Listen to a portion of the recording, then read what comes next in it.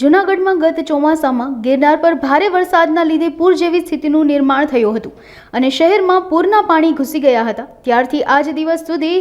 Vadan society વિસ્તારમાં આવેલા વોકડા સફાઈની કામગીરી મનપા દ્વારા કરવામાં નહોતી આવી, જેથી સ્થાનિક મહિલાઓએ ગઈકાલે હોબાળો મચાવી મતદાન બહિષ્કારની ચીમકી ઉચ્ચારી હતી। આ અહેવાલ પ્રકાશિત કરવામાં આવ્યો હતો। મીડિયામાં અહેવાલ પ્રકાશિત થતાં જ તંત્ર વહેલી સવારથી દોડતું થયું હતું અને વાડન સોસાયટી વિસ્તારમાં આવેલા વોકડા સફાઈની કામગીરી શરૂ કરવામાં આવી છે, જેથી સ્થાનિક લોકોએ મીડિયાનો આભાર વ્યક્ત કર્યો હતો અને મહાનગરપાલિકા દ્વારા આ કામગીરી યથાવત રાખવામાં આવે અને અન્ય તળાવની પણ સફાઈ વહેલી તકે કરવામાં આવે તેવી માંગણી કરવામાં આવી છે। હું વોર્ડ નંબર 9 માંથી ધારાબેન ગોયલ અમે 2 દિવસ પહેલા જે અરજી કરેલી હતી કે ભાઈ અમારું તળાવ સાફ કરાવો, અમારે ચોમાસામાં તકલીફ પડે છે, પણ આજે નગરપાલિકાએ ન્યૂઝનો હું આભાર માનું છું બધાનો કે એ લોકોએ જે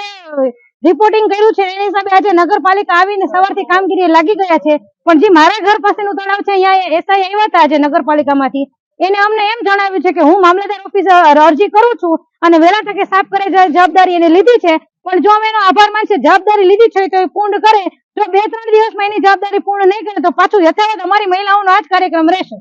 અમારી સોસાયટી જ્યાં લગી સાફ નહીં થાય,